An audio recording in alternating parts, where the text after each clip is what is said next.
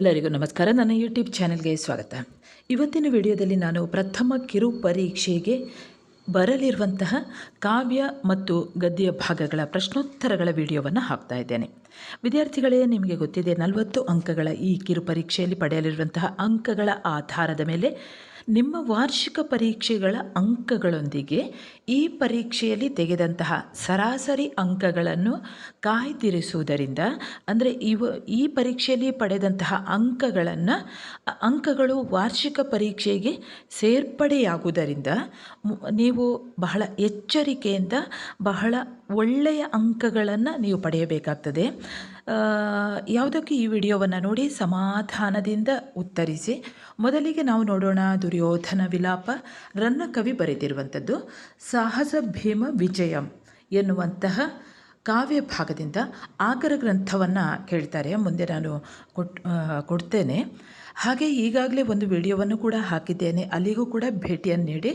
ನೀವು ನನ್ನ ಚಾನೆಲ್ಗೆ ಹೊಸಬರಾಗಿದ್ದಲ್ಲಿ ಮೊದಲು ಸಬ್ಸ್ಕ್ರೈಬ್ ಮಾಡುವುದನ್ನು ಮರೆಯದಿರಿ.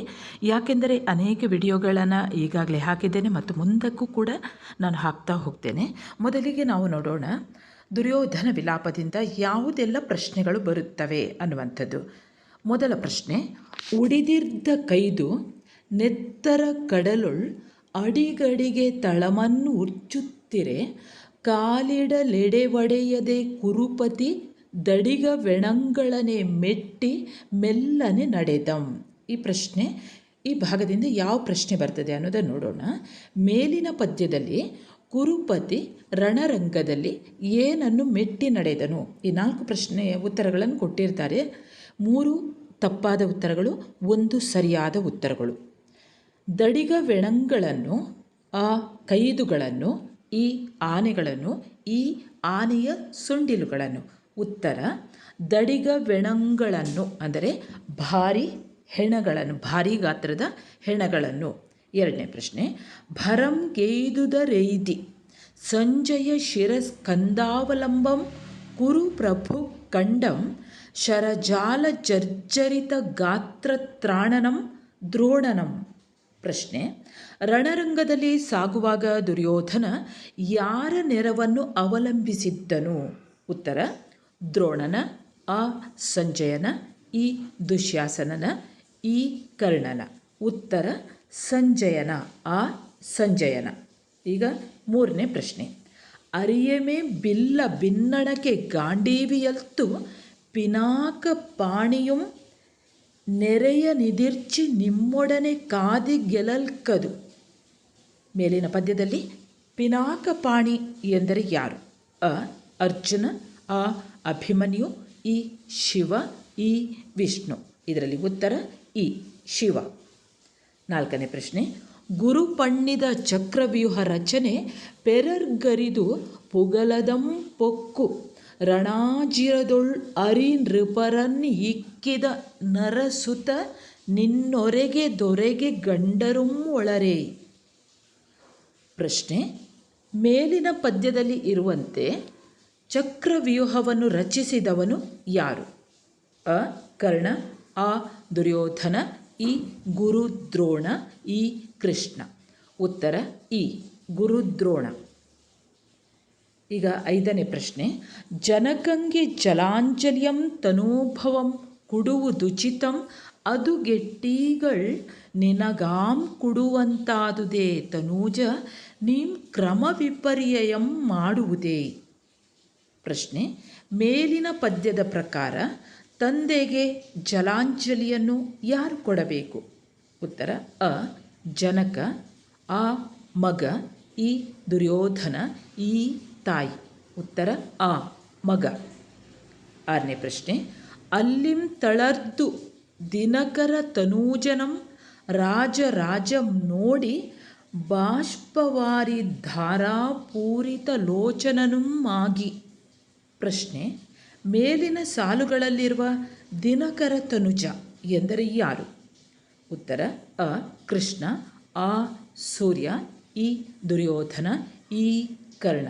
ಉತ್ತರ ಇಲ್ಲಿ ದಿನಕರ ಅಂದರೆ ಸೂರ್ಯ, ತನುಜ ಮಗ, ಸೂರ್ಯನ ಮಗ ಯಾರು ಅಂದರೆ ಇಲ್ಲಿ ಕೃಷ್ಣ, ಸೂರ್ಯ, ದುರ್ಯೋಧನ, ಕರ್ಣ ಕೊಟ್ಟಿದ್ದಾರೆ.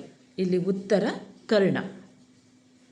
7 ಆನರಿವೆಂ ಪೃಥೆಯರಿವಳ್ ದಾನವ ರಿಪುವರಿವನ್ ಅರ್ಕನ್ ಅರಿವಂ ದಿವ್ಯಜ್ಞಾನಿ ಸಹದೇವನ್ ಅರಿವಂ ನೀನಾರ್ಗೆಂದಾರುಂ ಅರಿಯರ್ ಅಂಗಾಧಿಪತಿ. ಪ್ರಶ್ನೆ, ದಿವ್ಯಜ್ಞಾನಿ ಎಂದು ಯಾರನ್ನು ಕರೆಯಲಾಗಿದೆ? ಅ ಸೂರ್ಯ, ಆ ಸಹದೇವ, ಇ ಕೃಷ್ಣ, ಈ ನಕುಲ. ಉತ್ತರ ಆ ಸಹದೇವ. 8ನೇ ಪ್ರಶ್ನೆ, ಹರಿಬೇಡೆ ಕವಚಮಂ ನೀಂ ಅರಿದಿತ್ತೈ ಕೊಂತಿಬೇಡೆ ಬೆಗಡದೆ ಕೊಟ್ಟೈ ಪುರಿಗಣೆಯಂ ನಿನಗೆಣೆ ಕಸವರಗಲಿ ಮೇಯ್ಗಲಿಯುಂ ಆವನ್ ಅಂಗಾಧಿಪತಿ. ಪ್ರಶ್ನೆ, ಕವಚವನ್ನು ಬೇಡಿದವರು ಯಾರು? ಅ ಅರ್ಜುನ, ಅ ಹರಿ, ಈ ಕರ್ಣ, ಈ ಕೊಂತಿ. ಉತ್ತರ ಹರಿ. ವಿದ್ಯಾರ್ಥಿಗಳೇ, ಇದಕ್ಕೆ ಸಂಬಂಧಿಸಿದ ಹಾಗೆ, ಈ ಪ್ರಶ್ನೆಗೆ ಸಂಬಂಧಿಸಿದ ಹಾಗೆ ಇನ್ನು 2 ಅಂಕಗಳ ಪ್ರಶ್ನೆಗಳು.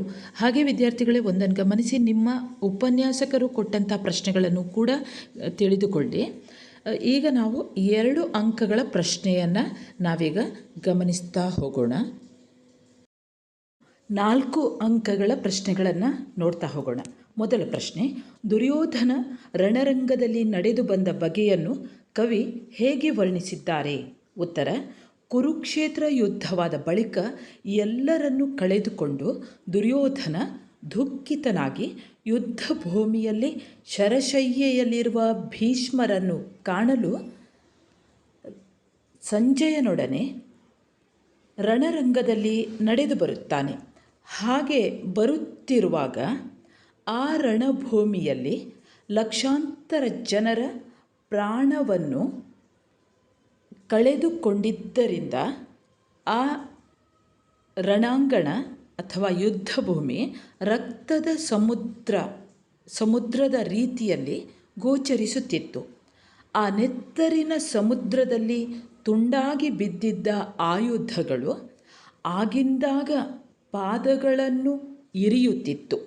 ಅಲ್ಲಿ ಕಾಲೂರುವುದಕ್ಕೆ ಆಸ್ಪದವಿಲ್ಲದೆ ದುರ್ಯೋಧನನು ಆ ದೊಡ್ಡ ದೊಡ್ಡ ಹೆಣಗಳನ್ನು ಮೆಟ್ಟಿ ನಡೆಯುತ್ತಾನೆ. ದುರ್ಯೋಧನನು ಆನೆಗಳೆಂಬ ಬೆಟ್ಟಗಳನ್ನು ಏರುತ್ತಾ ರಕ್ತದ ಹೊಳೆಗಳನ್ನು ದಾಟುತ್ತಾ ಕಪ್ಪಾದ ಬಳ್ಳಿಗಳ ಹಾಗೆ ನೆಲದಲ್ಲಿ ಬಾಚಿಕೊಂಡಿರುವ ಅಥವಾ ಚಾಚಿಕೊಂಡಿರುವ ಆನೆಗಳ ಸೊಂಡಿಲುಗಳಲ್ಲಿ ಸಿಕ್ಕಿಕೊಳ್ಳುತ್ತಾನೆ. ಇದು ಯಾವುದನ್ನೂ ಲೆಕ್ಕಿಸದೆ ಸಂಜಯನ ಹೆಗಲನ್ನು ಅವಲಂಬಿಸಿ ಅತಿ ರಭಸದಿಂದ ನಡೆದು ಬರುತ್ತಾನೆ. ಇದು ದುರ್ಯೋಧನನು ರಣರಂಗದಲ್ಲಿ ನಡೆದು ಬಂದ ಬಗೆಯಾಗಿದೆ. ಇನ್ನು 2ನೇ ಪ್ರಶ್ನೆ, ದ್ರೋಣನ ಕಳೇಬರವನ್ನು ಕಂಡು ದುರ್ಯೋಧನ ಹೇಗೆ ದುಃಖಿಸುತ್ತಾನೆ? ಉತ್ತರ, ದುರ್ಯೋಧನನು ಸಂಜಯನ ಹೆಗಲನ್ನು ಅವಲಂಬಿಸಿ ಭಾರೀ ಹೆಣಗಳನ್ನು ಮೆಟ್ಟಿ ನಡೆಯುತ್ತಾ ಮುಂದೆ ಬಂದಾಗ ಅಲ್ಲಿ ಬಾಣ ಸಮೂಹದಿಂದ ನುಚ್ಚು ನೂರಾದ ದೇಹ ಮತ್ತು ಕವಚವುಳ್ಳ ದ್ರೋಣಾಚಾರ್ಯರನ್ನು ನೋಡಿದನು. ಸ್ವಭಾವತಃ ದುಷ್ಟನಾದ ದೃಷ್ಟದ್ಯುಮ್ನನ ಕೈಗೆ ಸಿಕ್ಕು ಅವನಿಂದ ತಲೆಗೂದಲು ಎಳೆಯಲ್ಪಟ್ಟು ಸತ್ತಿರುವ ದ್ರೋಣರನ್ನು ನೋಡುತ್ತಾನೆ. ಧನುರ್ವಿದ್ಯೆಯಲ್ಲಿ ನಿಮ್ಮನ್ನು ಮೀರಿ ನಿಲ್ಲಲು ಅರ್ಜುನನಿಗಲ್ಲ, ಸಾಕ್ಷಾತ್ ಶಿವನಿಗೂ ಅಸಾಧ್ಯವಾಗುವ ಕೌಶಲ್ಯ ನಿಮ್ಮಲ್ಲಿತ್ತು. ನಿಮ್ಮನ್ನು ಪ್ರತಿಭಟಿಸಿ ಗೆಲ್ಲುವುದು ಅಸಾಧ್ಯದ ಮಾತು. ಹೇಗಿದ್ದರೂ ನೀವು ಶಸ್ತ್ರತ್ಯಾಗ ಮಾಡಿದ್ದು ಕೇವಲ ತಿರಸ್ಕಾರದಿಂದಲೋ ಅಥವಾ ನನ್ನ ಕರ್ಮ ಫಲವು ನಿಮ್ಮನ್ನು ಹಾಗೆ ಮಾಡಿಸಿತೋ ನಾನರಿಯೆ. ನಿಮಗೂ ಕೂಡ ಈ ರೀತಿಯ ಅಕಾಲವಾದ ಮೃತ್ಯು ಯಾಕಾಗಿ ಉಂಟಾಯಿತೋ ಎಂದು ದುಃಖಿಸುತ್ತಾನೆ. ಇನ್ನು 3ನೆಯ ಪ್ರಶ್ನೆ, ಅಭಿಮನ್ಯುವಿನ ಶೌರ್ಯ ಸಾಹಸವನ್ನು ದುರ್ಯೋಧನ ಹೇಗೆ ಹೊಗಳುತ್ತಾನೆ? ಉತ್ತರ, ಅಭಿಮನ್ಯು ಅರೆಮುಚ್ಚಿದ ಕಣ್ಣು, ಅರಳಿದ ಮುಖ, ಕತ್ತರಿಸಿದ ಕೈಗಳು, ಕಚ್ಚಿದ ಒಸಡು, ಶತ್ರುಗಳ ಬಾಣದಿಂದ ನಜ್ಜುಗುಜ್ಜಾದ ದೇಹ, ನೆತ್ತರ ಕಡಲಲ್ಲಿ ಮುಳುಗಿ ಬಿದ್ದಿದ್ದಾನೆ. ಹೀಗಿರುವ ಅಭಿಮನ್ಯುವನ್ನು ದುರ್ಯೋಧನನು ನೋಡುತ್ತಾನೆ. ತನ್ನ ಶತ್ರುವಾದ ಅರ್ಜುನನ ಮಗನೆಂದು ತಿಳಿದರೂ ಗುಣಕ್ಕೆ ಮತ್ಸರವಿಲ್ಲ ಎನ್ನುವ ಹಾಗೆ ಹೊಗಳುತ್ತಾನೆ. ದ್ರೋಣಾಚಾರ್ಯರು ನಿರ್ಮಿಸಿದ ಚಕ್ರವ್ಯೂಹವನ್ನು ಭೇದಿಸಿ ಮುನ್ನುಗ್ಗಲು ಸಮರ್ಥರಾದವರು ಅರ್ಜುನನು ಮತ್ತು ನೀನು ಮಾತ್ರ. ಬೇರೆಯವರಿಗೆ ಇದು ಅಸಾಧ್ಯ. ಇದನ್ನು ನೀನು ಪ್ರವೇಶಿಸಿದ್ದೀಯ. ಯುದ್ಧ ಭೂಮಿಯಲ್ಲಿ ಅಸಂಖ್ಯಾತ ಶತ್ರುರಾಜರನ್ನು ಸಂಹರಿಸಿದವನು ನೀನಾಗಿದ್ದೀಯ. ಯುದ್ಧದಲ್ಲಿ ನಿನಗೆ ಸರಿಸಾಟಿಯಾಗಿ ನಿಲ್ಲುವ ಪರಾಕ್ರಮಿಗಳು ಯಾರೂ ಇಲ್ಲ. ನೀನು ಅನುಪಮ ಸಾಹಸಿ. ನಿನ್ನ ಪರಾಕ್ರಮ ಬೇರೆಯವರಿಗೆ ಬರಲು ಸಾಧ್ಯವಿಲ್ಲ.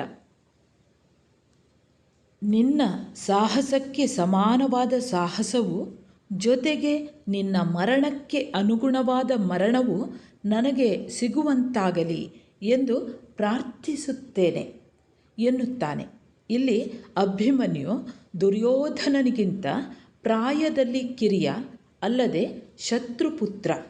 ಹೀಗಿದ್ದರೂ ಅಭಿಮನ್ಯುವಿನ ಶೌರ್ಯ ಸಾಹಸವನ್ನು ದುರ್ಯೋಧನ ಹಾಡಿ ಹೊಗಳುತ್ತಾನೆ. ಇದು ದುರ್ಯೋಧನನ ಹೆಚ್ಚುಗಾರಿಕೆ. ಇನ್ನು 4ನೇ ಪ್ರಶ್ನೆ. ದುರ್ಯೋಧನನು ದುಶ್ಯಾಸನನನ್ನು ಕಂಡು ವ್ಯಕ್ತಪಡಿಸಿದ ಭಾವನೆಗಳು ಯಾವುವು? ಉತ್ತರ: ಮಹಾಭಾರತ ಯುದ್ಧದಲ್ಲಿ ತನ್ನವರನ್ನೆಲ್ಲರನ್ನೂ ಕಳೆದುಕೊಂಡ ದುರ್ಯೋಧನನು ಯುದ್ಧ ಭೂಮಿಯಲ್ಲಿ ಶರಶಯ್ಯೆಯಲ್ಲಿದ್ದ ತಾತ ಭೀಷ್ಮರನ್ನು ಭೇಟಿ ಮಾಡಲು ಸಂಜಯನೊಡನೆ ಬರುತ್ತಾನೆ. ಸತ್ತು ಬಿದ್ದಿರುವ ಗುರು ದ್ರೋಣಾಚಾರ್ಯ, ಅರ್ಜುನನ ಮಗ ಅಭಿಮನ್ಯು, ಮಗ ಲಕ್ಷಣಕುಮಾರ ಇವರನ್ನೆಲ್ಲ ನೋಡಿ ದುಃಖಿಸುತ್ತಾ ತಮ್ಮನಾದ ದುಶ್ಯಾಸನನ ಶವವನ್ನು ನೋಡುತ್ತಾನೆ. ವಿಪರೀತವಾದ ದುಃಖ ವ್ಯಾಪಿಸಿಕೊಳ್ಳುತ್ತದೆ. ಭ್ರಾತೃವಾತ್ಸಲ್ಯ ಅಂದರೆ ತಮ್ಮನ ಮೇಲಿನ ವಾತ್ಸಲ್ಯದಿಂದ ನಿನ್ನನ್ನು ಕೊಂದವನು ಈಗಲೂ ಬದುಕಿರುವಾಗ ಆತನನ್ನು ಹೊಡೆದು ಕೊಲ್ಲದೆ ಬಿಟ್ಟ ನಾನು ಇನ್ನೂ ಜೀವಿಸಿದ್ದೇನಲ್ಲ ಎಂದು ತನ್ನ ಬಗ್ಗೆ ತಾನೇ ನಾಚಿಕೆ ಪಟ್ಟುಕೊಳ್ಳುತ್ತಾನೆ. ಸೇಡಿಗೆ ಸೇಡು ತೀರಿಸದೇ ಹೋದೆನಲ್ಲ, ಇದು ತನ್ನಂಥವನಿಗೆ ಉಚಿತವಲ್ಲ ಎನ್ನುತ್ತಾನೆ. ತಾಯಿಯ ಎದೆಹಾಲು ಕುಡಿದದ್ದು, ಸೋಮಾಮೃತ ದಿವ್ಯ ಭೋಜನಗಳನ್ನು ನಾನು ಮೊದಲು ಸೇವಿಸಿದ್ದೇನೆ, ಅನಂತರ ತಮ್ಮನಾದ ನೀನು ಸೇವಿಸಿದ್ದು. ಚಿಕ್ಕಂದಿನಿಂದ ಎಲ್ಲಿಯೂ ಈ ಕ್ರಮವನ್ನು ತಪ್ಪಲಿಲ್ಲ. ಸಾವಿನಲ್ಲೂ ಹಿರಿಯವನಾದ ನಾನು ಸತ್ತ ಬಳಿಕ ಕಿರಿಯವನಾದ ನೀನು ಸಾಯಬೇಕಿತ್ತು. ಇಲ್ಲಿ ಮಾತ್ರ ನೀನು ಕ್ರಮವನ್ನು ತಪ್ಪಿದ್ದೀಯಾ ಎನ್ನುವುದಾಗಿ ನೋವನ್ನು ತೋಡಿಕೊಳ್ಳುತ್ತಾ ಮರುಗುತ್ತಾನೆ. ಇನ್ನು 5ನೆಯ ಪ್ರಶ್ನೆ. ಕರ್ಣನ ಉದಾತ್ತ ಗುಣಗಳನ್ನು ದುರ್ಯೋಧನ ಹೇಗೆ ಕೊಂಡಾಡಿದ್ದಾನೆ? ಉತ್ತರ: ದುರ್ಯೋಧನನು ತನ್ನ ಸಮಸ್ತ ಬಂಧುಗಳನ್ನು ಕಳೆದುಕೊಂಡಿದ್ದನು. ಶರಶಯ್ಯೆಯಲ್ಲಿ ಮಲಗಿದ್ದ ಭೀಷ್ಮರನ್ನು ಕಾಣಲು ಸಂಜಯನೊಡನೆ ಬರುತ್ತಾನೆ. ಆಗ ರಣರಂಗದಲ್ಲಿ ಹೋರಾಡಿ ಸಾವನ್ನಪ್ಪಿದ ಶವಗಳನ್ನು ನೋಡುತ್ತಾನೆ. ಅದರಲ್ಲಿ ತನ್ನ ಪ್ರಾಣ ಸ್ನೇಹಿತನಾದ ಕರ್ಣನ ಶವವನ್ನು ನೋಡಿ ಆತನ ಗುಣಗಳನ್ನು ಹೇಳುತ್ತಾನೆ. ಕರ್ಣ ಸತ್ಯ, ತ್ಯಾಗ, ಪರಾಕ್ರಮಗಳಿಗೆ ನೀನು ಮೊದಲಿಗನಾಗಿದ್ದೀಯ. ನೀನಿರುವಲ್ಲಿ ಸುಳ್ಳು, ಅತ್ಯಾಸೆ, ಭಯ ಇರಲು ಸಾಧ್ಯವಿಲ್ಲ. ನೀನಿದ್ದರೆ ಮಾತ್ರ ನನಗೆ ರಾಜ್ಯ, ಅರಸೊತ್ತಿಗೆ, ಶ್ವೇತಛತ್ರ, ವಂಶ ಎಲ್ಲವೂ. ನೀನಿಲ್ಲದ ಬಳಿಕ ಇವೆಲ್ಲ ನನಗೆಲ್ಲಿದೆ? ಕರ್ಣನಂಥ ಸ್ನೇಹಿತನಿಲ್ಲದೆ ಇವೆಲ್ಲವೂ ಅರ್ಥಹೀನ ಎನ್ನುತ್ತಾನೆ. ಕರ್ಣನ ದಾನಗುಣವನ್ನು ದುರ್ಯೋಧನ ಇಲ್ಲಿ ಗುರುತಿಸಿದ್ದಾನೆ. ಇಂದ್ರನು ಬಂದು ಕರ್ಣನ ಜನ್ಮದತ್ತವಾದ ರಕ್ಷಾ ಕವಚವನ್ನು ದಾನವಾಗಿ ಬೇಡಿದಾಗ ಅದನ್ನು ಕತ್ತರಿಸಿಕೊಟ್ಟ ದಾನಶೂರನಾಗಿದ್ದೀಯ.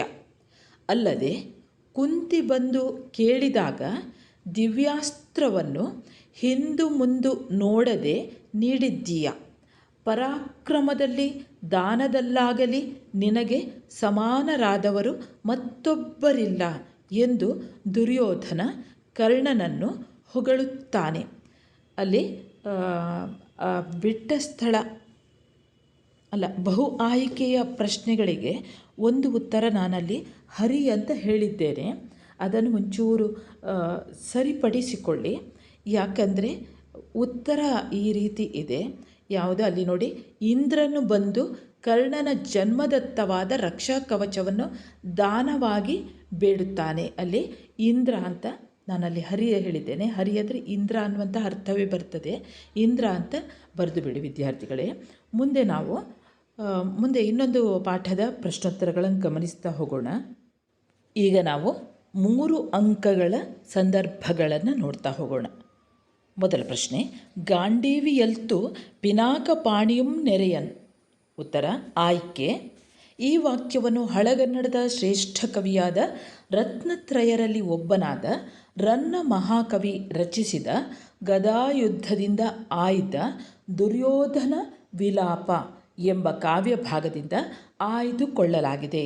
ವಿದ್ಯಾರ್ಥಿಗಳೇ, ಈ ಕಾವ್ಯ ಭಾಗಕ್ಕೆ ಸಂಬಂಧಿಸಿದಂತೆ ಯಾವುದೇ ಸಂದರ್ಭ ಬಂದರೂ ಮೊದಲಿಗೆ ಬರೆಯುವಂಥದ್ದು ಹೀಗೆ. ಅರ್ಥ ಆಯ್ತಲ್ವ? ಮುಂದೆ ಸಂದರ್ಭ. ಮಹಾಭಾರತ ಯುದ್ಧದಲ್ಲಿ ತನ್ನವರನ್ನೆಲ್ಲ ಕಳೆದುಕೊಂಡ ದುರ್ಯೋಧನ ಯುದ್ಧ ಭೂಮಿಗೆ ಬಂದಾಗ ಅಲ್ಲಿ ದ್ರೋಣರ ಶವದ ಮುಂದೆ ನಿಂತು ಈ ಮಾತನ್ನಾಡುತ್ತಾನೆ.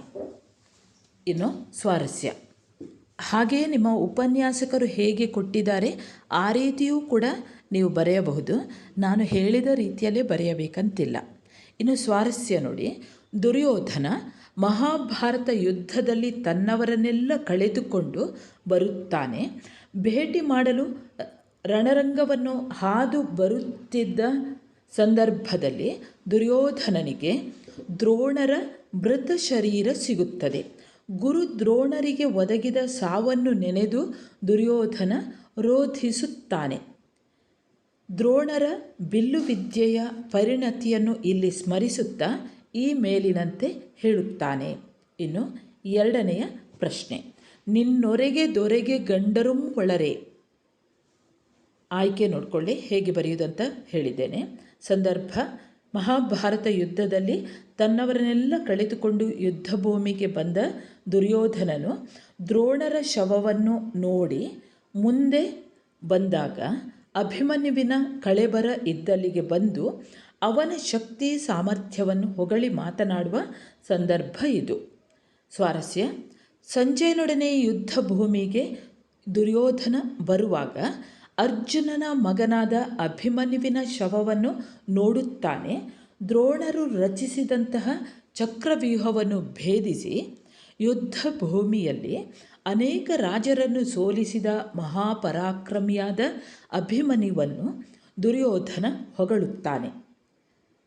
ಅಭಿಮನ್ಯುವಿನ ಶೌರ್ಯವನ್ನು ನೆನಪಿಸಿಕೊಳ್ಳುತ್ತಾ ದುರ್ಯೋಧನ ಅಭಿಮನ್ಯುವನ್ನು ಕುರಿತು ನಿನಗೆ ಯುದ್ಧದಲ್ಲಿ ಸರಿಸಾಟಿಯಾಗಿ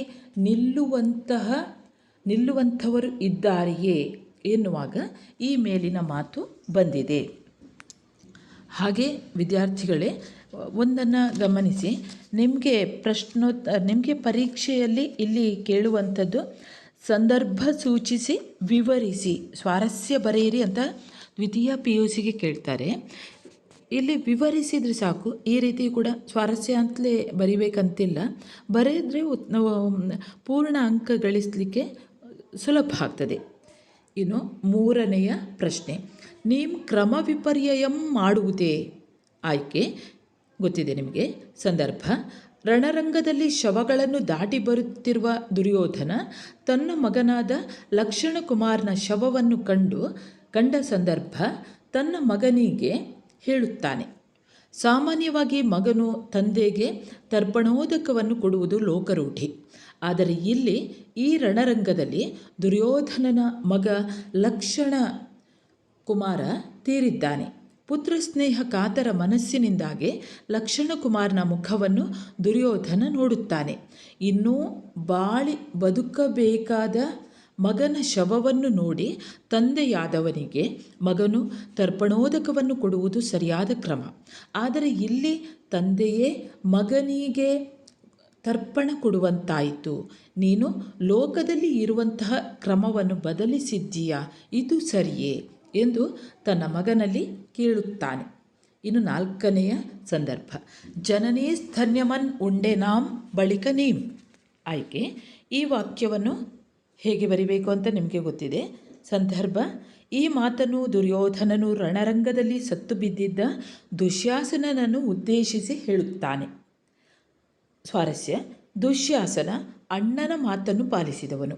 ಈ ರೀತಿಯ ಸೋದರ ವಾತ್ಸಲ್ಯವನ್ನು ಹೊಂದಿದ ತಮ್ಮನನ್ನು ನೆನೆದಾಗ ದುರ್ಯೋಧನನಿಗೆ ವಾತ್ಸಲ್ಯ ಉಕ್ಕುತ್ತದೆ. ಎದುರಿಗೆ ದುಶ್ಯಾಸನನ ಶವವಿದೆ. ಆ ಸಂದರ್ಭದಲ್ಲಿ ದುರ್ಯೋಧನ ದುಶ್ಯಾಸನನನ್ನು ಕಂಡು ತಮ್ಮನಾಗಿ ಮೊದಲೇ ಸತ್ತಿರುವ ಬಗ್ಗೆ ದುಃಖವನ್ನು ವ್ಯಕ್ತಪಡಿಸುತ್ತಾನೆ. ಎಲ್ಲದರಲ್ಲಿಯೂ ನಿನಗಿಂತ ಸರದಿಯಲ್ಲಿ ನಾನು ಮೊದಲಿಗನಾಗಿದ್ದೆ, ಆದರೆ ಸಾವಿನ ವಿಷಯದಲ್ಲಿ ನೀನು ಏಕೆ ಮೊದಲಿಗನಾದೆ ಎಂದು ಪ್ರಶ್ನಿಸುತ್ತಾ ಈ ಮೇಲಿನಂತೆ ವಿವರಿಸುತ್ತಾನೆ. 5ನೇ ಪ್ರಶ್ನೆ, ಈಗಳ್ ನೀನುಂ ಅಗಲ್ತೆ ಎತ್ತ ಓದೆ ಅಂಗಾಧಿಪತಿ. ಆಯ್ಕೆ ಗೊತ್ತಿದೆ ನಿಮಗೆ. ಸಂದರ್ಭ, ದುರ್ಯೋಧನನು ರಣರಂಗದಲ್ಲಿ ತನ್ನ ಪ್ರಾಣ ಸ್ನೇಹಿತನಾದ ಕರ್ಣನ ಶವದ ಮುಂದೆ ನಿಂತು ದುಃಖಿಸುವ ಸಂದರ್ಭ ಇದು. ಕರ್ಣ ಮತ್ತು ದುರ್ಯೋಧನ ಪ್ರಾಣ ಸ್ನೇಹಿತರು. ರಣರಂಗದಲ್ಲಿ ಸತ್ತು ಬಿದ್ದಿರುವ ಕರ್ಣನನ್ನು ನೋಡಿದ ದುರ್ಯೋಧನನಿಗೆ ಇನ್ನಷ್ಟು ದುಃಖ ಉಂಟಾಗುತ್ತದೆ. ನಾನು, ದುಶ್ಯಾಸನ ಮತ್ತು ನೀನು ಮೂವರು ಅನ್ಯೋನ್ಯತೆಯಿಂದ ಇದ್ದೆವು. ಅವನು ನನ್ನಿಂದ ದೂರವಾದ ಬಳಿಕ ನಾವಿಬ್ಬರೂ ಉಳಿದೆವು. ಆದರೆ ಈಗ ನೀನೂ ಕೂಡ ನನ್ನನ್ನು ಬಿಟ್ಟು ಹೋಗಿದ್ದೀಯ. ನನ್ನನ್ನು ಅಗಲಿ ಎತ್ತ ಹೋದೆ ಎಂದು ದುರ್ಯೋಧನ ಕೇಳುತ್ತಾನೆ. ಇಲ್ಲಿ ಅವರಿಬ್ಬರ ಗಾಢವಾದ ಸ್ನೇಹವನ್ನು ನಾವು ಗುರುತಿಸಬಹುದು. 6ನೇ ಪ್ರಶ್ನೆ, ಆನರಿವೆಂ ಪ್ರತೆಯರಿವಳ್. ಆಯ್ಕೆ ಗೊತ್ತಿದೆ ನಿಮಗೆ ಹೇಗೆ ಬರಿಬೇಕು ಅಂತ. ಸಂದರ್ಭ, ಪ್ರಾಣ ಕಳೆದುಕೊಂಡು ಯುದ್ಧ ಭೂಮಿಯಲ್ಲಿ ಬಿದ್ದ ಕರ್ಣನ ಶವವನ್ನು ನೋಡಿ ಅವನ ಹುಟ್ಟಿನ ಬಗ್ಗೆ ದುರ್ಯೋಧನ ಮಾತನಾಡುವಂತಹ ಸಂದರ್ಭ. ಕರ್ಣನ ಹುಟ್ಟಿನ ಬಗ್ಗೆ ದುರ್ಯೋಧನ ವಿವರಿಸುತ್ತಾ ಅವನ ಹುಟ್ಟಿನ ರಹಸ್ಯವನ್ನು ತಿಳಿದಿರುವುದು ಕೇವಲ ಬೆರಳೆಣಿಕೆಯ ಮಂದಿ ಮಾತ್ರ. ದುರ್ಯೋಧನ ಹೇಳುವ ಹಾಗೆ, ನಿನ್ನ ಜನ್ಮ ರಹಸ್ಯವನ್ನು ನಾನು ಅರಿತಿದ್ದೇನೆ, ಕುಂತಿಗೆ ತಿಳಿದಿದೆ, ರಾಕ್ಷಸ ವೈರಿಯಾದ ಕೃಷ್ಣನಿಗೆ ಗೊತ್ತಿದೆ, ಸೂರ್ಯದೇವನಿಗೆ ಗೊತ್ತಿದೆ, ದಿವ್ಯಜ್ಞಾನಿಯಾದ ಸಹದೇವನಿಗೆ ನೀನು ಯಾರು ಎಂದು ಗೊತ್ತಿದೆ ಎನ್ನುವಾಗ ಈ ಮಾತನ್ನು ದುರ್ಯೋಧನನು ಶವವಾಗಿ ಬಿದ್ದಿರುವ ಕರ್ಣನಿಗೆ ಹೇಳುತ್ತಾನೆ. ಗಾಂಧಿ ಪಾಠದ ಪ್ರಶ್ನೋತ್ತರಗಳನ್ನು ಗಮನಿಸ್ತಾ ಹೋಗೋಣ. ಬರೆದವರು ಡಾಕ್ಟರ್ ಬೆಸಗರಹಳ್ಳಿ ರಾಮಣ್ಣ. ಕಣಜ ಅನ್ನುವಂತಹ ಕಥಾ ಸಂಕಲನದಿಂದ ಇದನ್ನು ಆಯ್ದುಕೊಂಡಿರುವಂಥದ್ದು. ಕಣಜ ಅನ್ನುವಂಥದ್ದು ಆಕರ ಗ್ರಂಥ. ಈಗ ಮೊದಲ ಪ್ರಶ್ನೆ ನೋಡಿ, ವೈದ್ಯಾಧಿಕಾರಿ ಇಲ್ಲಿಯವರೆಗೆ ಡ್ಯಾಶ್ ರೀತಿಯ ನ್ಯಾಯವನ್ನು ಕಂಡಿರಲಿಲ್ಲ. ಉತ್ತರ ಎಲ್ಲ ಮೇಲೆ ಕೊಟ್ಟಿದ್ದಾರೆ ನೋಡಿ. ಇದರಲ್ಲಿ ಉತ್ತರ ಕಾಕತಾಳ ನ್ಯಾಯ. 2ನೇ ಪ್ರಶ್ನೆ, ಕುಟುಂಬ ಯೋಜನಾ ವಿಸ್ತರಣಾಧಿಕಾರಿಯ ಹೆಸರು ನರಸಿಂಹ ಮೂರ್ತಿ. 3ನೇ ಪ್ರಶ್ನೆ, ಮೊಮ್ಮಗನ ಅಗಲವಾದ ಕಿವಿಗಳನ್ನು ಕಂಡ ಕರಿಸಿದ್ದೇಗೌಡ ಡ್ಯಾಶ್ರ ಮನೆಗೆ ಹೋದನು. ಉತ್ತರ ಜೋಯಿಸರ ಮನೆಗೆ. 4ನೇ ಪ್ರಶ್ನೆ, ಹುಡುಗನಿಗೆ ಮಹಾತ್ಮ ಗಾಂಧಿ ಎಂಬ ಹೆಸರನ್ನು ಇಟ್ಟವರು ಡ್ಯಾಶ್. ಉತ್ತರ ಕರಿಸಿದ್ದೇಗೌಡ. ಮುಂದಿನ ಪ್ರಶ್ನೆ, ಗಾಂಧಿಯನ್ನು ಹೆಚ್ಚಿನ ಪರೀಕ್ಷೆಗೆ ಡ್ಯಾಶ್ ಆಸ್ಪತ್ರೆಗೆ ಸೇರಿಸಬೇಕು ಎಂದು ವೈದ್ಯಾಧಿಕಾರಿ ಸೂಚಿಸಿದರು. ಉತ್ತರ ದೊಡ್ಡ ಆಸ್ಪತ್ರೆಗೆ. ಕೊನೆಯ ಪ್ರಶ್ನೆ 6ನೆಯ ಪ್ರಶ್ನೆ, ಹಲಸಿನ ಮರ ಮಾರಿದ್ದರಿಂದ ಕರಿಸಿದ್ದೇಗೌಡನಿಗೆ ಸಿಕ್ಕ ಹಣ ಎಷ್ಟು? ಡ್ಯಾಶ್ ಎಷ್ಟು ಅಂತ ಬರೆಯೋದಿಲ್ಲ, ಬಿಟ್ಟ ಸ್ಥಳ ತುಂಬಿರಿದು ಡ್ಯಾಶ್ ಕೊಟ್ಟಿರ್ತಾರೆ. 250. ವಚನಗಳು ನೋಡಿ. ಅಲ್ಲಮ ಪ್ರಭು ಬರೆದಂತಹ ವಚನ ಮೊದಲ ಪ್ರಶ್ನೆ, ಅಲ್ಲಮಪ್ರಭುವಿನ ಅಂಕಿತ ಯಾವುದು? ಉತ್ತರ ಗುಹೇಶ್ವರ. ಎರಡನೇ ಪ್ರಶ್ನೆ, ಕಾಲುಗಳನ್ನು ಯಾವುದಕ್ಕೆ ಹೋಲಿಸಲಾಗಿದೆ? ಉತ್ತರ ಗಾಲಿ. ದೇಹವೆಂಬುದು ಏನು? ಉತ್ತರ ತುಂಬಿದ ಬಂಡಿ. ನಾಲ್ಕನೇ ಪ್ರಶ್ನೆ, ಕಟ್ಟೋಗರದ ಮೊಟ್ಟೆಯನ್ನು ಎಲ್ಲಿ ಕಟ್ಟಲಾಗಿದೆ? ಉತ್ತರ ಹೊಟ್ಟೆಯ ಮೇಲೆ. ಐದನೇ ಪ್ರಶ್ನೆ, ಇಟ್ಟ ಕಲ್ಲು ಎಲ್ಲಿ ಸಿಕ್ಕರೆ ಲಿಂಗವೆಂದು ಹೇಳುತ್ತಾನೆ? ಉತ್ತರ ಮೆಳೆಯ ಮೇಲೆ. ಆರನೇ ಪ್ರಶ್ನೆ, ಹಸಿದಾಗ ಏನನ್ನು ನೀಡಬೇಕು ಎಂದು ಅಲ್ಲಮ ಹೇಳುತ್ತಾನೆ? ಉತ್ತರ ತುತ್ತು ಓಗರ. ವಚನಗಳು. ಈಗ ನಾವು ಗಟ್ಟಿವಾಳಯ್ಯ ಬರೆದ ವಚನಗಳನ್ನು ನೋಡ್ತಾ ಹೋಗೋಣ. ಚಿಕ್ಕಯ್ಯ ಪ್ರಿಯ ಸಿದ್ಧಲಿಂಗ ಇವರ ಅಂಕಿತ ನಾಮ. ದಯೆ ಧರ್ಮದ ಮೊನೆ ಯಾವುದಕ್ಕೆ ಇರುವುದಿಲ್ಲ? ಉತ್ತರ ಇರಿವ ಕೈದು. ಎರಡನೇ ಪ್ರಶ್ನೆ, ತಪವನ್ನು ಗಟ್ಟಿವಾಳಯ್ಯ ಏನೆಂದು ಕರೆಯುತ್ತಾನೆ? ಉತ್ತರ ಬಂಧನ. ಮೂರನೇ ಪ್ರಶ್ನೆ, ನಗೆಗೆ ಈಡಾಗುವುದು ಯಾವುದು? ಉತ್ತರ ಕಟ್ಟಿನ ವ್ರತದ ಭಾಷೆ. ನಾಲ್ಕನೇ ಪ್ರಶ್ನೆ, ಭಾಷೆಹೀನರ ಕಂಡಾಗ ಏನಾಯಿತು? ಉತ್ತರ ನಾಚಿಕೆ. ಐದನೇ ಪ್ರಶ್ನೆ, ಗಟ್ಟಿವಾಳಯ್ಯನ ಅಂಕಿತ ಯಾವುದು? ಉತ್ತರ ಚಿಕ್ಕಯ್ಯ ಪ್ರಿಯ ಸಿದ್ಧಲಿಂಗ. ಇನ್ನು ಮೂರನೇ ವಚನ, ಅಕ್ಕ ಮಹಾದೇವಿ ಬರೆದಂತಹ ವಚನ. ಮೊದಲ ಪ್ರಶ್ನೆ, ಅಕ್ಕನು ಹೇಳುವ ತೊಡರು ಯಾವುದು? ಉತ್ತರ ರತ್ನದ ಸಂಕೋಲೆ. ಎರಡನೇ ಪ್ರಶ್ನೆ, ಲೋಕದ ಚೇಷ್ಟೆಗೆ ಬೀಜವಾದುದು ಯಾವುದು? ಉತ್ತರ ರವಿ. ಮೂರನೇ ಪ್ರಶ್ನೆ, ಭವ ಯಾವಾಗ ಕೆಡುವುದು? ಉತ್ತರ ಶಿವನಲ್ಲಿ ಮನ ಸಿಲುಕಿದಾಗ. ಇನ್ನು ನಾಲ್ಕನೇ ಪ್ರಶ್ನೆ, ಸತ್ಯವ ನುಡಿಯುವುದು ಯಾವುದರ ಶೃಂಗಾರವಾಗಬೇಕು? ಉತ್ತರ ವಚನ. ಐದನೇ ಪ್ರಶ್ನೆ, ಅಕ್ಕನ ವಚನಗಳ ಅಂಕಿತ ಯಾವುದು? ಉತ್ತರ ಚೆನ್ನಮಲ್ಲಿಕಾರ್ಜುನ. ಎಚ್.ಎಸ್. ಶಿವಪ್ರಕಾಶ್ ಬರೆದಂತಹ ಮಗು ಮತ್ತು ಹಣ್ಣುಗಳು ಈ ಪದ್ಯವನ್ನು ಕವಿತೆಯನ್ನು ನೋಡ್ತಾ ಹೋಗೋಣ. ಆಕರ ಗ್ರಂಥ ಮಳೆ ಬಿದ್ದ ನೆಲದಲ್ಲಿ ಅನ್ನುವಂತಹ ಕವನ ಸಂಕಲನದಿಂದ ಈ ಮಗು ಮತ್ತು ಹಣ್ಣುಗಳು ಈ ಒಂದು ಪದ್ಯವನ್ನು ಆಯ್ಕೆ ಮಾಡಿಕೊಂಡಿರುವಂಥದ್ದು. ನಾವೀಗ ಸಂದರ್ಭವನ್ನು ನೋಡೋಣ. ಮೊದಲ ಪ್ರಶ್ನೆ, ಕಾಯಿಯಲ್ಲೇ ನಿನ್ನ ಕೆಡವದಿರಲಿ. ಆಯ್ಕೆ, ಈ ವಾಕ್ಯವನ್ನು ಹೊಸಗನ್ನಡದ ಶ್ರೇಷ್ಠ ಕವಿಗಳಲ್ಲಿ ಒಬ್ಬರಾದ ಎಚ್.ಎಸ್. ಶಿವಪ್ರಕಾಶ್ ಬರೆದಿರುವ ಮಳೆಬಿದ್ದ ನೆಲದಲ್ಲಿ ಆಕರ ಗ್ರಂಥದ ಮಗು ಮತ್ತು ಹಣ್ಣುಗಳು ಎಂಬ ಕವಿತೆಯಿಂದ ಆಯ್ದುಕೊಳ್ಳಲಾಗಿದೆ. ಸಂದರ್ಭ, ಕವಿ ಆರಂಭದಲ್ಲಿಯೇ ಮಗುವಿನ ಬದುಕಿನ ಬಗೆಗೆ ಜಾಗರೂಕತೆಯ ಮಾತುಗಳನ್ನು ಹೇಳುತ್ತಿದ್ದಾರೆ. ಸ್ವಾರಸ್ಯ, ಮಗು ಮತ್ತು ಹಣ್ಣುಗಳು ಎನ್ನುವ ಕವಿತೆಯಲ್ಲಿ ಕವಿ ಮಗುವನ್ನು ಹಣ್ಣಿಗೆ ಹೋಲಿಸಿದ್ದಾರೆ. ಬಗೆ ಬಗೆಯ ಹಣ್ಣುಗಳ ರುಚಿಯ ಬಗ್ಗೆ ವಿವರಿಸುತ್ತಾ ಅವುಗಳನ್ನು ಮಗುವಿನ ವ್ಯಕ್ತಿತ್ವಕ್ಕೆ ಅನ್ವಯಿಸಿದ್ದಾರೆ. ಹಣ್ಣಿನಂಗಡಿಯಂತಹ ಸಿಹಿ ಬದುಕನ್ನು ಬಯಸಿರುವ ಮಗುವಿಗೆ ಲಾರಿ ಬಂದೆರಗುವ, ಕಲ್ಲಿನೇಟು ಬೀಳುವ ಅಪಾಯ ಎದುರಾಗದಿರಲಿ ಎಂದು ಕವಿ ಆಶಿಸುತ್ತಾ ಈ ಮೇಲಿನಂತೆ ಹೇಳುತ್ತಾರೆ. ಎರಡನೇ ಪ್ರಶ್ನೆ, ಹಣ್ಣಿನಂಗಡಿಯಾಗು ನೀನೂನು. ಆಯ್ಕೆ ನಿಮಗೆ ಗೊತ್ತಿದೆ, ಮೊದಲಿಗೆ ಹೇಳಿದೆ ನೋಡಿ. ಅದೇ ರೀತಿ ಎಲ್ಲ ಪ್ರಶ್ನೆಗಳಿಗೂ ಎಲ್ಲ ಸಂದರ್ಭಗಳಿಗೂ ಇದೇ ರೀತಿಯಲ್ಲಿ ಬರಿತಾ ಹೋಗಿ. ಇದರಲ್ಲಿ ಆಯ್ಕೆ ಗೊತ್ತಿದೆ. ಸ್ವಾರಸ್ಯ, ಸಂದರ್ಭ, ಮಗುವು ಪಕ್ವತೆ ಹೊಂದಿದ ಅಂಗಡಿಯ ರೀತಿಯಲ್ಲಿ ಆಗಬೇಕು ಎಂಬುದು ಕವಿಯ ಆಶಯ. ಸ್ವಾರಸ್ಯ ನೋಡಿ, ಇಲ್ಲಿ ಸ್ವಾರಸ್ಯ ಅನ್ನುವಂಥದ್ದು ಸ್ವಾರಸ್ಯ ಅಂತ ಮೊದಲೇ ಹೇಳಿದ್ದೇನೆ, ಬರೆಯಬೇಕಂತಿಲ್ಲ. ಸಂದರ್ಭದೊಂದಿಗೆ ಇದನ್ನು ಬರೆದರೂ ಸಾಕು.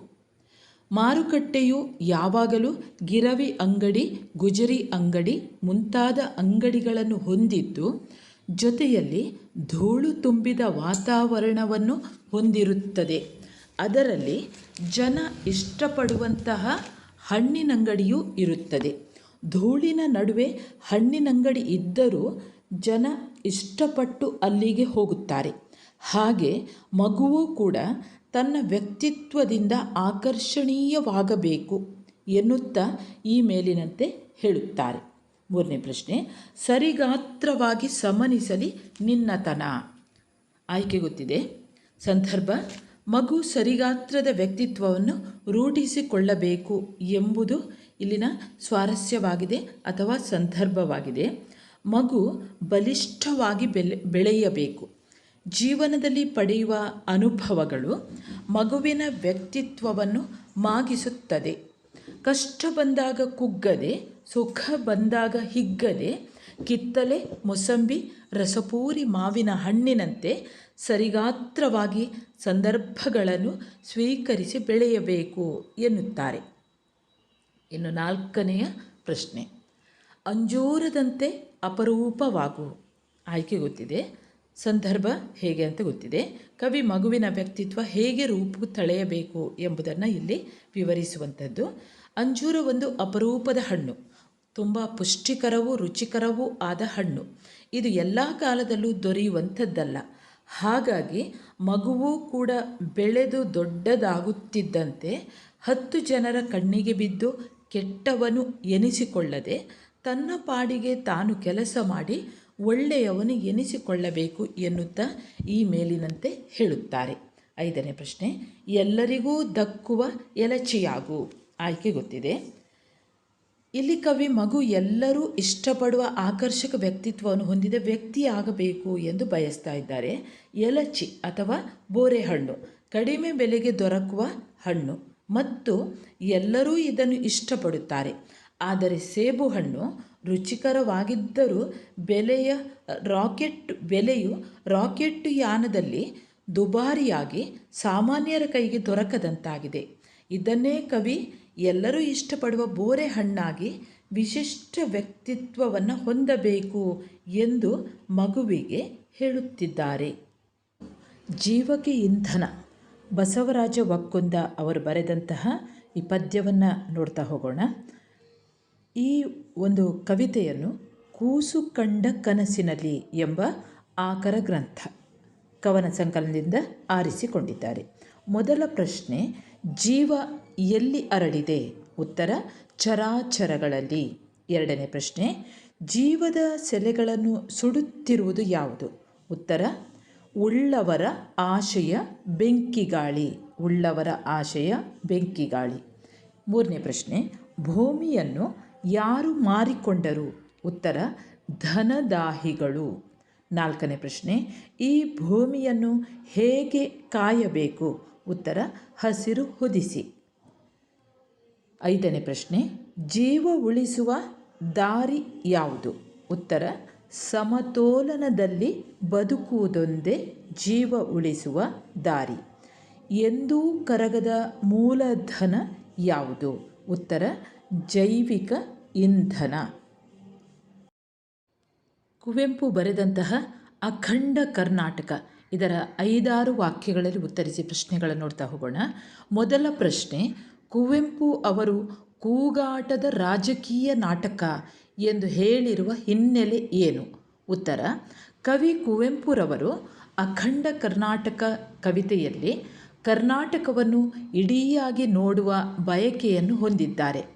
ಆದರೆ ಆಳುವವರ ಇಬ್ಬಂದಿತನದಿಂದಾಗಿ ಕರ್ನಾಟಕದ ಏಕತೆಗೆ ಧಕ್ಕೆ ಒದಗುತ್ತಿರುವ ಬಗ್ಗೆ ಆತಂಕವನ್ನು ವ್ಯಕ್ತಪಡಿಸಿದ್ದಾರೆ. ಕವಿತೆಯ ಆರಂಭದಲ್ಲಿಯೇ ಅಲ್ತೋ ನಮ್ಮ ಕೂಗಾಟದ ರಾಜಕೀಯ ನಾಟಕ ಎನ್ನುವ ಸಾಲುಗಳು ನಮ್ಮಲ್ಲಿ ಭಾವನಾತ್ಮಕ ಐಕ್ಯತೆ ಇಲ್ಲ ಎನ್ನುವುದನ್ನು ತಿಳಿಸುತ್ತವೆ. ಇಂದಿನ ರಾಜಕೀಯ ಬರೀ ಕೂಗಾಟದ ರಾಜಕೀಯ ನಾಟಕ ಎಂದಿದ್ದಾರೆ. ಇಂದಿನ ರಾಜಕಾರಣಿಗಳು ಇಂದು ಬಂದು ನಾಳೆ ಹೋಗುವವರಾಗಿದ್ದಾರೆ. ಅಭಿವೃದ್ಧಿಯ ಮಂತ್ರವನ್ನು ಹೇಳಿಕೊಂಡು ಅಧಿಕಾರಕ್ಕೆ ಬಂದು ನಂತರ ಸ್ವಾರ್ಥದಲ್ಲಿ ತೊಡಗಿಸಿಕೊಂಡು ಇಡೀ ಪರಿಸರವನ್ನೇ ಕೊಳೆತು ನಾರುವಂತೆ ಮಾಡುತ್ತಾರೆ. ಎಲ್ಲ ಜನರು ಅಧಿಕಾರಿಗಳಾಗಲು ಸಾಧ್ಯವಿಲ್ಲ. ಎಲ್ಲರ ಪ್ರತಿನಿಧಿಯಾಗಿ ಆಯ್ಕೆಗೊಂಡ ಜನಪ್ರತಿನಿಧಿ ಅಂದರೆ ರಾಜಕಾರಣಿ ತನ್ನ ಜವಾಬ್ದಾರಿಯನ್ನು ನಿರ್ವಹಿಸುವಲ್ಲಿ ವಿಫಲನಾಗಿದ್ದಾನೆ. ಯಾರೇ ಅಧಿಕಾರಕ್ಕೆ ಬಂದರೂ ದೇಶದ ಸಂಪತ್ತನ್ನು ಲೂಟಿ ಮಾಡದೇ ಬಿಡುವುದಿಲ್ಲ. ತನ್ನಿಂದ ಆದಷ್ಟು ಸಂಪತ್ತನ್ನು ದೋಚಿಕೊಳ್ಳುತ್ತಾರೆ. ಕವಿ ಈ ರೀತಿಯ ರಾಜಕೀಯ ನಾಟಕವನ್ನು ವಿಡಂಬಿಸುತ್ತಾರೆ. ಅಲ್ಲದೆ ಸರಸ್ವತಿಯು ರಚಿಸಿದ ಸಚಿವ ಮಂಡಲ ಶ್ರೇಷ್ಠ ಎನ್ನುತ್ತಾರೆ. ಎರಡನೇ ಪ್ರಶ್ನೆ, ಸರಸ್ವತಿಯ ಸಚಿವ ಮಂಡಲವನ್ನು ಕುರಿತು ಬರೆಯಿರಿ. ಉತ್ತರ, ಕುವೆಂಪುರವರು ಅಖಂಡ ಕರ್ನಾಟಕವೆನ್ನುವುದು ಬೂಟಾಟಕದ ರಾಜಕೀಯ ನಾಟಕವಲ್ಲ ಎನ್ನುತ್ತಾರೆ. ಕರ್ನಾಟಕವು ತನ್ನದೇ ಆದ ಭವ್ಯ ಸಂಸ್ಕೃತಿಯನ್ನು ಹೊಂದಿದೆ. ಇಂದು ಬಂದು ನಾಳೆ ಹೋಗುವ ಸಚಿವ ಮಂಡಲವಿಲ್ಲ. ಇಲ್ಲಿ ಸರಸ್ವತಿಯೇ ಒಂದು ಸಚಿವ ಮಂಡಲವನ್ನು ರಚಿಸಿದ್ದಾಳೆ. ಅದು ಬಹಳ ವಿಶಿಷ್ಟವಾಗಿರುವಂಥದ್ದು. ಅಲ್ಲಿ ಅಮೋಘ ವರ್ಷ ನೃಪತುಂಗನೇ ಚಕ್ರವರ್ತಿಯಾಗಿದ್ದಾನೆ. ಆದಿಕವಿ ಪಂಪ ಈ ಸಚಿವ ಮಂಡಲದ ಮುಖ್ಯಮಂತ್ರಿಯಾಗಿದ್ದಾನೆ. ಇನ್ನು ಕವಿರತ್ನತ್ರಯರಲ್ಲಿ ಒಬ್ಬರಾದ ರನ್ನ, ಜನ್ನ, ನಾಗವರ್ಮ, ಷಟ್ಪದಿ, ಬ್ರಹ್ಮ ರಾಘವಾಂಕ, ರಗಳೆಕವಿ ಹರಿಹರ, ಬಸವೇಶ್ವರ, ಗದುಗಿನ ನಾರಣಪ್ಪ, ಸರ್ವಜ್ಞ, ಷಡಕ್ಷರ ಈ ಕವಿಗಳು ಸರಸ್ವತಿಯು ರಚಿಸಿದ ಸಚಿವ ಮಂಡಲದ ಸದಸ್ಯರಾಗಿದ್ದಾರೆ. ಕವಿಗಳಿಂದ ರಚಿತವಾದ ಈ ಸಚಿವ ಮಂಡಲ ವಿನಾಶವಿಲ್ಲದ್ದು. ಇಲ್ಲಿ ಇವರು ಯಾರ ಹಂಗಿಲ್ಲದೆ ಶಾಂತಿಯುತವಾಗಿ ಹೊಳೆಯುತ್ತಿದ್ದಾರೆ ಎನ್ನುತ್ತಾ ಕವಿ ಸರಸ್ವತಿಯ ಸಚಿವ ಮಂಡಲವನ್ನು ವಿವರಿಸುತ್ತಾರೆ. ಈಗ ಮೂರನೇ ಪ್ರಶ್ನೆ, ಅಖಂಡ ಕರ್ನಾಟಕವು ಬರೀ ರಾಜಕೀಯ ನಾಟಕವಲ್ಲ ಏಕೆ? ಉತ್ತರ, ರಾಜಕೀಯ ಬೂಟಾಟಿಕೆಯ ಬಗ್ಗೆ ವಿವರಿಸುತ್ತಾ ಕವಿ ಅಖಂಡ ಕರ್ನಾಟಕವು ರಾಜಕೀಯ ನಾಟಕವಲ್ಲ ಎಂದಿದ್ದಾರೆ. ಅದು ಸಾಕ್ಷಾತ್ ಸರಸ್ವತಿಯೇ ರಚಿಸಿದ ರಾಜಕೀಯ ರೂಪಕವಾಗಿದೆ. ಕರ್ನಾಟಕವು ತನ್ನದೇ ಆದ ದೇಶೀಯ ಸಂಸ್ಕೃತಿಯನ್ನು ಹೊಂದಿದೆ. ಕವಿ ಇದನ್ನೇ ಮರೆಯಲಾತ್ಮ ಸಂಸ್ಕೃತಿ ಎಂದು ಕರೆದಿದ್ದಾರೆ. ಮರೆಯಲಲ್ಲ, ಅಲ್ಲಿ ಸ್ವಲ್ಪ ಸ್ಪೆಲ್ಲಿಂಗ್ ಮಿಸ್ಟೇಕ್ ಆಗಿದೆ. ಮೆರೆಯಲು ಆತ್ಮ ಸಂಸ್ಕೃತಿ ಎಂದಿದ್ದಾರೆ. ಇದರಲ್ಲಿ ಸದಾ ಜೀವ ನಿಧಿತಿ ಬೆಳಗಬೇಕು, ಅಂದರೆ ದೀಪ್ತಿ ಅನ್ನುವಂಥದ್ದು, ಬೆಳಕು, ಕಾಂತಿ ಅನ್ನುವಂಥದ್ದು ಬೆಳಗಬೇಕು. ಪರಮಾತ್ಮನ ಚರಣ ದೀಪ್ತಿ ಶರಣ ಹೃದಯಗಳಲ್ಲಿ ಹೊತ್ತಿ ಉಸಿರುಸಿರಿನ ಹಣತೆಯು ತಣ್ಣನೆ ಉರಿಯುತ್ತಿದೆ. ಇದು ಭಗವಂತನ ಕಣ್ಣಿಗೆ ಕಾಣುವ ರಸಸ್ಫೂರ್ತಿಯ ರೂಪಕವಾಗಿದೆ.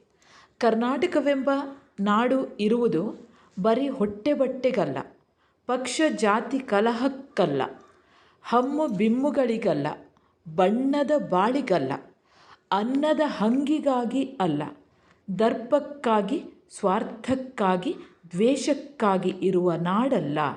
ಇದು ಯಾರೂ ಒಡೆಯಲಾಗದ ನಾಡು ಎಂದು ಕವಿ ವಿವರಿಸುತ್ತಾರೆ. ಕರ್ನಾಟಕವೆನ್ನುವುದು ಅದು ಜಪಿಸುವ ಮಂತ್ರದ ಹಾಗೆ, ಸ್ಫೂರ್ತಿಯ ಶಕ್ತಿ, ತಾಯಿಯ ರೂಪ, ದೇವಿಯ ಅವತಾರ. ಅವಳು ಬೆಂಕಿಯಷ್ಟು ಪ್ರಖರ, ವಿರೋಧಿಗಳಿಗೆ ಸಿಡಿಲಿನ ರೂಪದಲ್ಲಿ ಎರಗುತ್ತಾಳೆ. ಕಾಯುವ, ಕೊಲ್ಲುವ, ಒಲವಿನ ಬಲವನ್ನು ಪಡೆದ ಛಲದ ಚಂಡಿಯಾಗಿದ್ದಾಳೆ ಎಂದು ಕರ್ನಾಟಕದ ಹಿರಿಮೆಯನ್ನು ಕವಿ ಕುವೆಂಪು ಸಾರುತ್ತಾರೆ. ಇನ್ನು ನಾಲ್ಕನೆಯ ಪ್ರಶ್ನೆ, ರಾಜಕೀಯ ಶಕ್ತಿಯೇ ಮೇಳೈಸುತ್ತಿರುವ ಇಂದಿನ ಸಂದರ್ಭದಲ್ಲಿ ನಾಡನ್ನು ಒಂದು ಸಾಂಸ್ಕೃತಿಕ ಅಸ್ತಿತ್ವವಾಗಿ ಕಲ್ಪಿಸಲು ಈ ಕವನ ಹೇಗೆ ಪೂರಕವಾಗಿದೆ? ಉತ್ತರ, ಕುವೆಂಪುರವರ ಅಭಿಪ್ರಾಯದ ಪ್ರಕಾರ ರಾಷ್ಟ್ರದ ಬದುಕಿನಲ್ಲಿ ರಾಜಕೀಯ ಅಧಿಕಾರವೇ ಅಂತಿಮವಲ್ಲ. ಪ್ರಭುತ್ವವು ನಾಡಿನ ಸಾಂಸ್ಕೃತಿಕ ಅಸ್ತಿತ್ವವನ್ನು ನಿರ್ಲಕ್ಷಿಸುತ್ತಿದೆ. ರಾಜಕೀಯ ಪ್ರಭುತ್ವವು ನೈತಿಕ ಅಧಃಪತನದತ್ತ ಸಾಗಿದಾಗ ಸಾಂಸ್ಕೃತಿಕ ಶಕ್ತಿಗಳೇ ನಾಡಿನ ಅಂತಃಪ್ರಜ್ಞೆಯ ದ್ಯೋತಕವಾಗಿ ಪ್ರತಿರೋಧಿಸುತ್ತಾ ಬಂದಿದೆ. ನಾಡಿನ ಆತ್ಮಗೌರವವನ್ನು ಎತ್ತಿ ಹಿಡಿದಿದೆ. ಇಂದು ರಾಜಕೀಯ ಶಕ್ತಿಗಳು ದಮನಕಾರಿ ನೀತಿಯನ್ನು ಅನುಸರಿಸುತ್ತಿವೆ. ಆಳುವ ನೆಪದಲ್ಲಿ ನಾಡಿನ ಸಂಪತ್ತನ್ನು ಲೂಟಿ ಮಾಡಲಾಗುತ್ತಿದೆ. ಮಾತ್ರವಲ್ಲ, ಸಂಸ್ಕೃತಿಯ ಅಧಃಪತನದ ಸೂಚನೆಗಳು ಕಾಣುತ್ತಿವೆ. ಕವಿ ಕುವೆಂಪುರವರು ಆಳುವವರಿಗೆ ನಮ್ಮ ಸಾಹಿತ್ಯ, ಸಂಸ್ಕೃತಿ, ಪರಂಪರೆಗಳ ಅರಿವು ಅಗತ್ಯ ಎಂದಿದ್ದಾರೆ. ಇಲ್ಲದೆ ಹೋದರೆ ಅಖಂಡ ನಾಡು ಬರೀ ಕನಸಾಗಿಯೇ ಉಳಿಯುತ್ತದೆ. ಮೌಲ್ಯಗಳು ಇಂದು ಕಣ್ಮರೆಯಾಗುತ್ತಿವೆ. ಪರಿಸರ, ಸಹಕಾರ, ಅಭಿಮಾನ, ಪ್ರೀತಿ, ಬಾಂಧವ್ಯ ಕಾಣದಾಗಿದೆ. ಬದಲಾಗಿ ಅಧಿಕಾರ ದಾಹ, ಜಾತಿ ಲೆಕ್ಕಾಚಾರ, ಧರ್ಮದ ಬಗ್ಗೆ ಕುರುಡು ವ್ಯಾಮೋಹ ಉಂಟಾಗಿದೆ. ಕವಿ ಇಂತಹ ಮನಸ್ಥಿತಿಯನ್ನು ಉಲ್ಲೇಖಿಸುತ್ತಾ ಸಂಸ್ಕೃತಿಯ ಆತ್ಮವನ್ನು ಕಾಣುವ ಮನೋಭಾವ ಆಳುವ ವರ್ಗಕ್ಕೆ ಇರಬೇಕು ಎನ್ನುತ್ತಾರೆ. ಈ ಕವಿತೆಯಲ್ಲಿ ಬರುವ ಸರಸ್ವತಿಯ ಸಚಿವ ಮಂಡಲ ಆತ್ಮ ಸಂಸ್ಕೃತಿಯು ಎಲ್ಲ ಪದಗಳು ನಾಡನ್ನು ಇಡಿಯಾಗಿ ರೂಪಿಸುವ ಪ್ರಯತ್ನ ಮಾಡುವುದನ್ನು ಇಲ್ಲಿ ಕಾಣಬಹುದಾಗಿದೆ. ಇನ್ನು 5ನೆಯ ಪ್ರಶ್ನೆ, ಕರ್ನಾಟಕ ಎಂಬುದು ಬರೀ ಮಣ್ಣಿಗೆ ಹೆಸರಲ್ಲ ಎಂಬುದನ್ನು ಕವಿ ಹೇಗೆ ಹೇಳಿದ್ದಾರೆ? ಉತ್ತರ, ಕವಿ ಕುವೆಂಪುರವರು ಕರ್ನಾಟಕವನ್ನು ಅಖಂಡವಾಗಿ ಕಾಣುವ ಬಯಕೆಯನ್ನು ಹೊಂದಿದ್ದಾರೆ. ಈ ಕಾರಣಕ್ಕಾಗಿಯೇ ಕವಿತೆಯ ಪ್ರತಿಯೊಂದು ಸಾಲುಗಳು ಕೂಡ ನಿದ್ದೆಯ ಮಂಪರಿನಲ್ಲಿರುವವರನ್ನು ಎಚ್ಚರಿಸುವಂತಿದೆ. ಕವಿತೆಯ ಆರಂಭದಿಂದಲೂ ಕರ್ನಾಟಕದ ಅಖಂಡತೆಯ ಬಗ್ಗೆ ವಿವರಿಸುವ ಕವಿ ಕವಿತೆಯ ಕೊನೆಯವರೆಗೂ ಕೂಡ ಕರ್ನಾಟಕದ ಕುರಿತಾದ ಕಾಳಜಿಯನ್ನೇ ವ್ಯಕ್ತಪಡಿಸುತ್ತಾ ಹೋಗುತ್ತಾರೆ. ಕರ್ನಾಟಕ ಎಂದರೇನು? ಹೆಸರೇ ಬರಿಯ ಮಣ್ಣಿಗೆ ಎಂದು ಕವಿಯೇ ಪ್ರಶ್ನಿಸುತ್ತಾ ಕರ್ನಾಟಕದ ಬಗೆಗಿನ ವಿಶೇಷವಾದ ವಿವರಣೆಯನ್ನು ಕೊಡಲು ಮುಂದಾಗುತ್ತಾರೆ. ಕರುನಾಡು ಎಂಬ ಹೆಸರು ಬರೀ ಮಣ್ಣಿನ ಕಾರಣದಿಂದ ಬಂದಿಲ್ಲ. ಅದು ಜಪಿಸುವ ಮಂತ್ರದ ಹಾಗೆ. ಅದು ಸ್ಫೂರ್ತಿಯ ಶಕ್ತಿ. ತಾಯಿಯ ರೂಪವನ್ನು ಕರ್ನಾಟಕ ಮಾತೆ ಹೊಂದಿದ್ದಾಳೆ. ಆಕೆ ದೇವಿಯ ಅವತಾರ. ಆಕೆ ಬೆಂಕಿಯಷ್ಟು ಪ್ರಖರಳು. ವಿರೋಧಿಗಳಿಗೆ ಸಿಡಿಲಿನ ರೂಪದಲ್ಲಿ ಎರಗುತ್ತಾಳೆ. ಶಿಷ್ಟರನ್ನು ಕಾಯುವ, ದುಷ್ಟರನ್ನು ಕೊಲ್ಲುವ ಒಲವಿನ ಬಲವನ್ನು ಪಡೆದ ಛಲದ ಚಂಡಿಯಾಗಿದ್ದಾಳೆ. ವಿರೋಧಿಗಳಿಗೆ ಆಸ್ಫೋಟಕ, ಕವಿಯ ಕಣ್ಣಿಗೆ ಅಖಂಡ ದೇವಿ ಸ್ವರೂಪದವಳಾಗಿದ್ದಾಳೆ. ಹೀಗೆ ಕವಿ ಕರ್ನಾಟಕದ ಮಹಿಮೆಯನ್ನು ಸಾರುತ್ತಾರೆ. ವಿದ್ಯಾರ್ಥಿಗಳೇ, 2 ಅಂಕದ ಪ್ರಶ್ನೆಯೂ ಕೂಡ ಇದೇ ಪ್ರಶ್ನೆಗಳಲ್ಲಿ ಅಡಕವಾಗಿದೆ. ಸ್ವಲ್ಪ ಸರಿಯಾಗಿ ಕೇಳಿಸಿಕೊಂಡರೆ ಆಯಿತು. ಬಿಸಿಲೂರಿನವನು, ನಾಗತಿಹಳ್ಳಿ ಚಂದ್ರಶೇಖರ್. ಆಕರ ಗ್ರಂಥ ನನ್ನ ಗ್ರಹಿಕೆಯ ನೇಪಾಳ. ಮೊದಲ ಪ್ರಶ್ನೆ, ಗೌತಮ ಜನಿಸಿದ್ದು ಎಲ್ಲಿ? ಉತ್ತರ, ಲುಂಬಿನಿ ಉದ್ಯಾನವನ. 2ನೇ ಪ್ರಶ್ನೆ, ನೇಪಾಳದ ವಿಮಾನ ಹೇಗಿತ್ತು? ಉತ್ತರ, ಮೆಟಡರ್ ವ್ಯಾನಿಗೆ 2 ರೆಕ್ಕೆ ಜೋಡಿಸಿದ ಹಾಗೆ. 3ನೇ ಪ್ರಶ್ನೆ, ಬುದ್ಧನಿಗೆ ಜ್ಞಾನೋದಯವಾದ ದಿನ ಯಾವುದು? ಉತ್ತರ, ವೈಶಾಖ ಶುದ್ಧ ಪೂರ್ಣಿಮೆ. 4ನೇ ಪ್ರಶ್ನೆ, ಮಾಯಾದೇವಿ ದೇವಾಲಯ ಹೇಗಿತ್ತು? ಉತ್ತರ, ಶ್ವೇತವರ್ಣದಿಂದ ಚೌಕಾಕಾರದಲ್ಲಿದೆ. 5ನೇ ಪ್ರಶ್ನೆ, ಅಶೋಕನ ಸ್ತಂಭ ಎಲ್ಲಿದೆ? ಉತ್ತರ, ಪುಷ್ಕರಿಣಿಯ ಉತ್ತರ ಬದಿಯಲ್ಲಿದೆ. ಪುಷ್ಕರಣಿ ಅಂದರೆ ಸರೋವರ. 6ನೇ ಪ್ರಶ್ನೆ, ಯಾರ ಪ್ರವಾಸಾನುಭವದಲ್ಲಿ ಲುಂಬಿನಿಯ ಬಗೆಗೆ ವಿವರಗಳಿವೆ? ಉತ್ತರ, ಹುಯೆನ್ ಸಾಂಗ್. 7ನೇ ಪ್ರಶ್ನೆ, ಕಪಿಲವಸ್ತುವಿನ ಇಂದಿನ ಹೆಸರೇನು? ಉತ್ತರ, ಲಾರ್ಕೋಟ್. 8ನೇ ಪ್ರಶ್ನೆ, ಅರಮನೆಯ ಗಾರ್ಡು ಲೇಖಕರನ್ನು ಏನೆಂದು ಕೇಳಿದನು? ಉತ್ತರ, ಕಾಫಿಗೇನಾದರೂ ಕೊಡಿ. 9ನೇ ಪ್ರಶ್ನೆ, ಲೇಖಕರ ಮನಸ್ಸಿನಲ್ಲಿ ಗಾಢವಾಗಿ ಅಚ್ಚೊತ್ತಿದ್ದು ಯಾವುದು? ಉತ್ತರ, ಗೌತಮನಿಲ್ಲದ ಅರಮನೆ. ನಾಗತಿಹಳ್ಳಿ ಚಂದ್ರಶೇಖರ್ ಬರೆದಂಥ ಬುದ್ಧ ಬಿಸಿಲೂರಿನವನು, ಇದರ 2-3 ವಾಕ್ಯಗಳಲ್ಲಿ ಪ್ರಶ್ನೆಗಳನ್ನು ಗಮನಿಸ್ತಾ ಹೋಗೋಣ. 2 ಅಂಕಗಳ ಪ್ರಶ್ನೆಗಳು. ಮಹಾನ್ ವ್ಯಕ್ತಿಗಳ ದರ್ಶನ ಅರ್ಥವಾಗುವುದು ಹೇಗೆ? ಉತ್ತರ, ಮಹಾನ್ ವ್ಯಕ್ತಿಗಳ ದರ್ಶನವನ್ನು ಆಶಯವನ್ನು ಅರ್ಥ ಮಾಡಿಕೊಳ್ಳಲು ಅವರ ಕೃತಿಗಳು ಸಾಕು. ಎರಡನೇ ಪ್ರಶ್ನೆ, ನೇಪಾಳದ ವೈಮಾನಿಕ ಸಾರಿಗೆ ವ್ಯವಸ್ಥೆ ಹೇಗಿದೆ? ಉತ್ತರ, ನೇಪಾಳಿ ಸರ್ಕಾರ ಪುಟ್ಟ ಊರುಗಳಿಗೆಲ್ಲ ಪುಟ್ಟ ವಿಮಾನ ನಿಲ್ದಾಣ ನಿರ್ಮಿಸಿ ಸುಮಾರು 25 ಜನ ಪ್ರಯಾಣಿಕರನ್ನು ಕೊಂಡೊಯ್ಯುವ ವಿಮಾನಗಳನ್ನು ಹಾರಲು ಬಿಟ್ಟಿದೆ.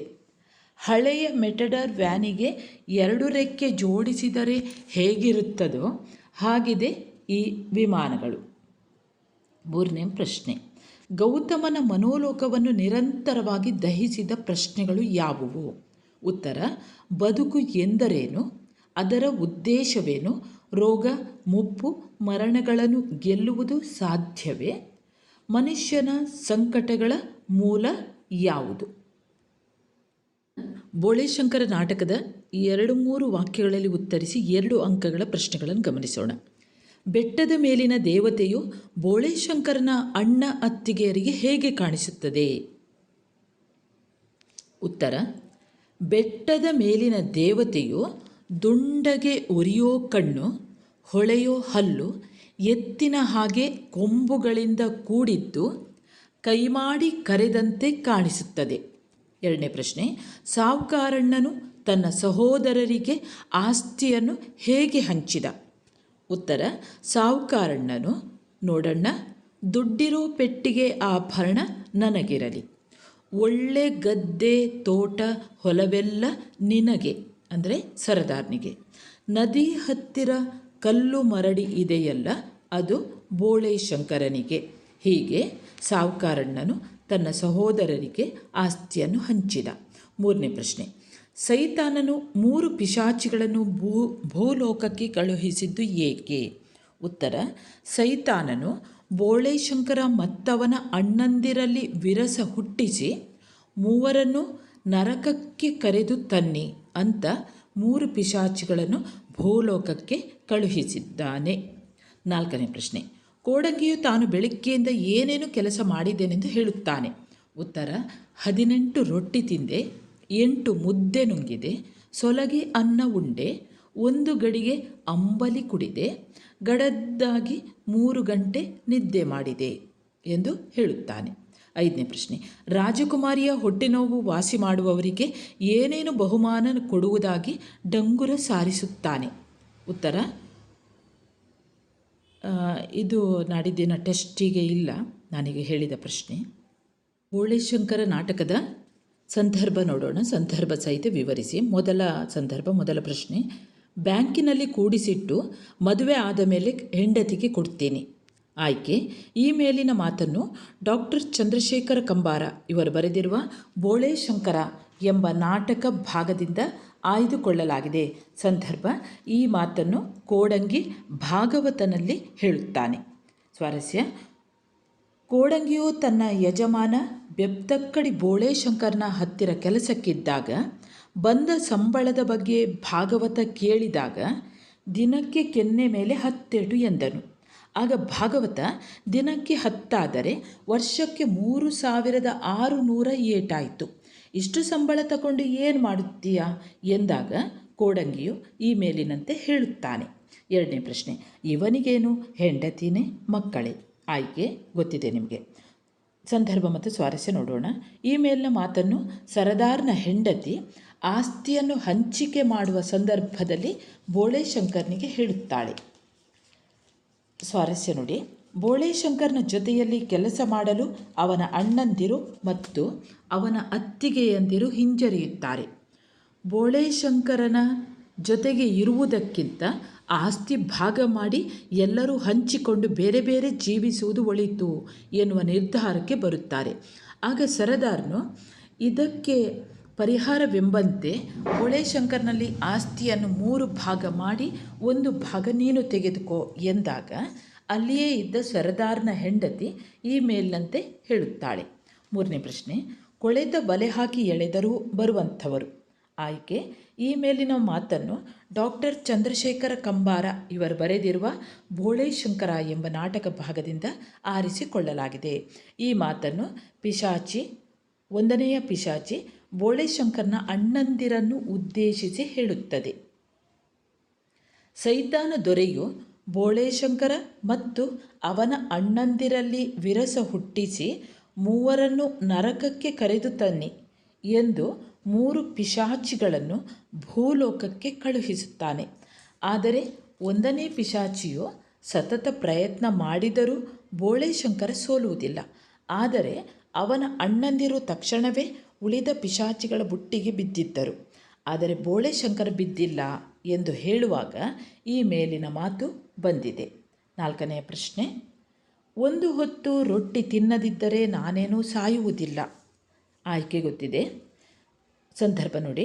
ಈ ಮೇಲಿನ ಮಾತನ್ನು ಬೋಳೇಶಂಕರ ತನಗೆ ತಾನೇ ಹೇಳಿಕೊಳ್ಳುತ್ತಾನೆ.